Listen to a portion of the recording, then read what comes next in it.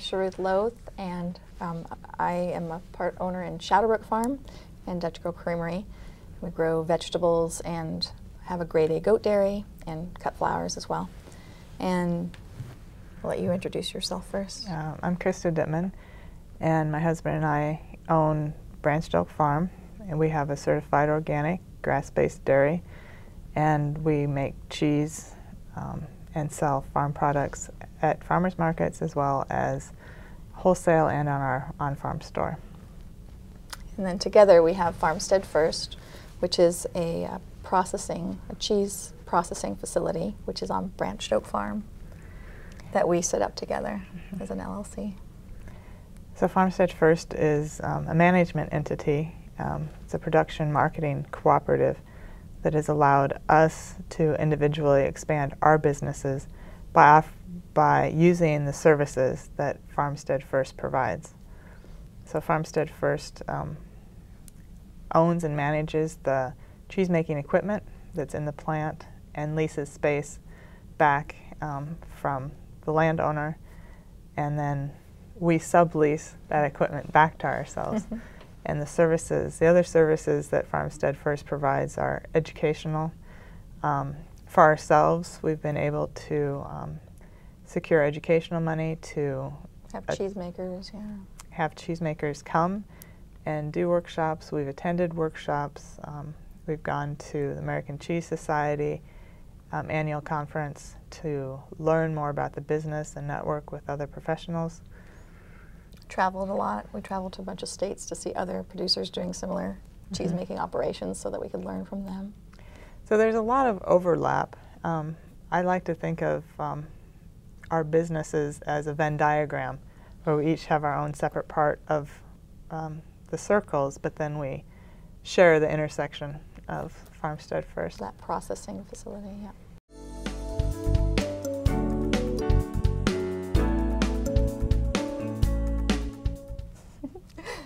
Well, we love food. Yeah, it's basically about food.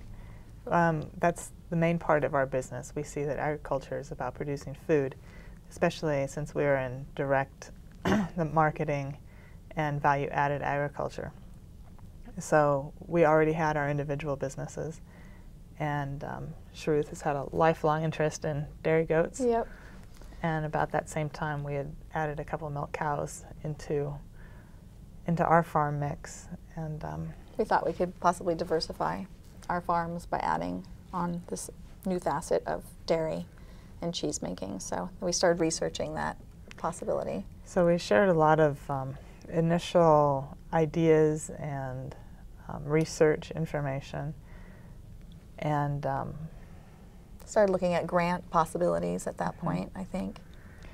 Because dairy equipment is expensive, and it's a big investment to make. And so we were trying to pool resources so that we could get further with the little bit that we had to contribute at that point. And also the grants that we were looking into really encourage cooperation between producers. One of the grants was the NESARE grant, producer grant, and they specifically want you to work with other producers. So initially we had 3 producers that were thinking about writing that grant together and doing the project together, and one of them since dropped out, and then it was just the 2 of us that were continuing it. But I think that's kind of what got us thinking about doing this in cooperation with 2 or more farms, and also a bunch of other resources, kind of working to get that.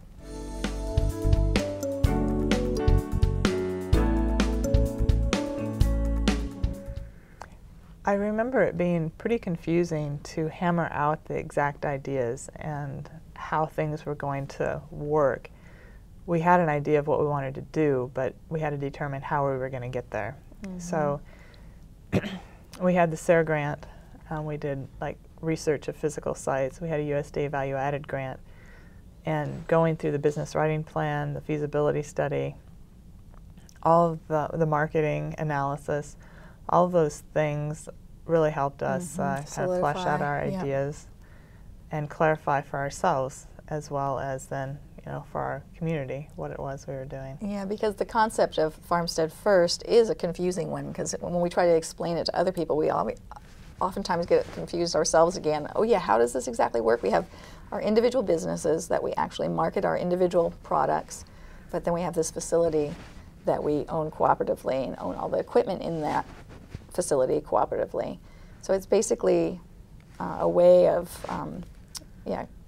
using our resources in a way that benefited both of us and made it more possible, more feasible to do faster. If we were going to do that by ourselves, we would have spent a lot more time, I think, acquiring the monies to do that.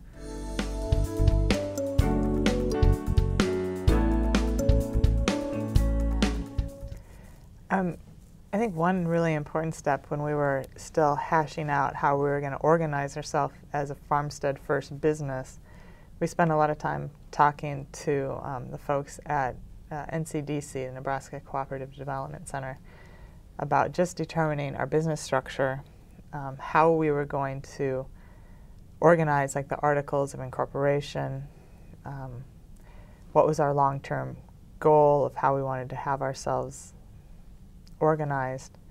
And then later, they were also helpful as we went into like the marketing steps of Farmstead First.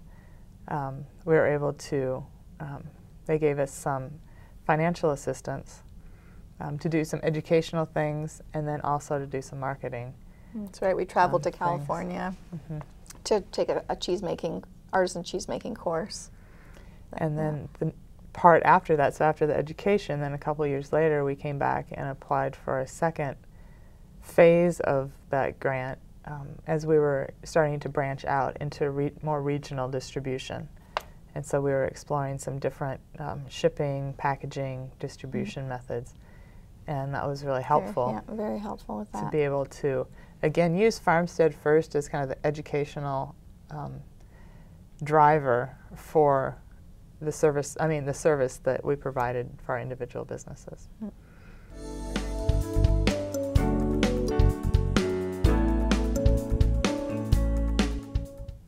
think the most helpful information we got were from other producers.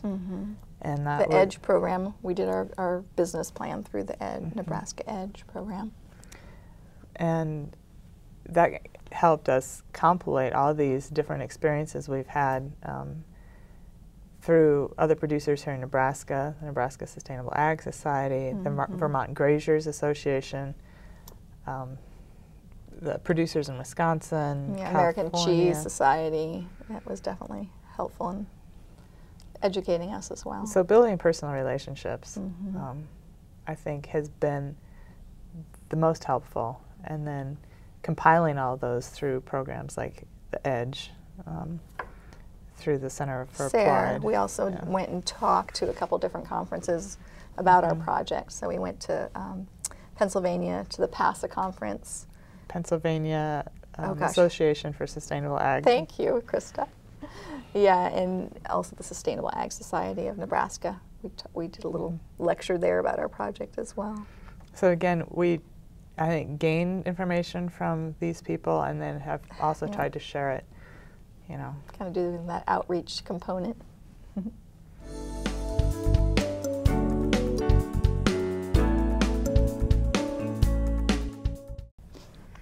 Well, when you're doing your business plan, estimate that it's going to take you more time to get the job done and become profitable.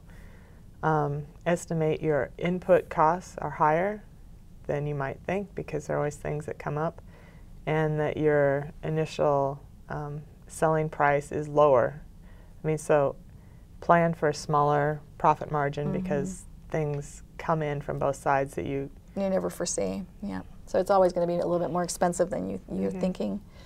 So yeah, we did the same thing on projections. We always took the lower average of like how much we would be able to produce, for example, because it's safer. And even still, the costs of doing this type of business, labor is huge. The amount of labor is always a lot more than you ever anticipate. Yeah. What other things?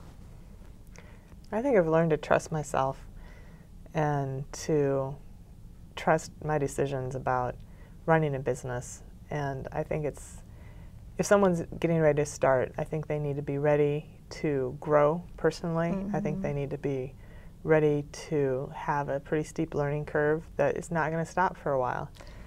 It might plateau, but really you know, if I want my business to plateau, I could go work for somebody else and do the same thing over and over. So I want that challenge, and I think that's something that an entrepreneur needs to look at is, do you really want to be doing something over and over, or do you want to find a new way to challenge yourself? It's a personal journey. That's good advice.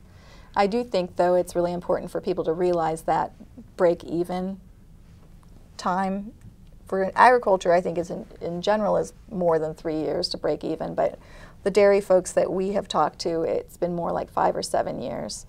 And I think that's a reality that not very many people want to hear when they're just starting, because they think, oh, businesses are supposed to find themselves within 3 years.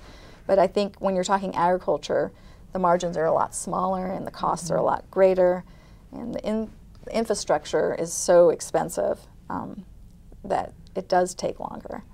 So those are scary things to face, but I think it's better to know up front that that's going to be the case so you can plan accordingly. So be a realist. I mean, have a dream, but realistically follow it.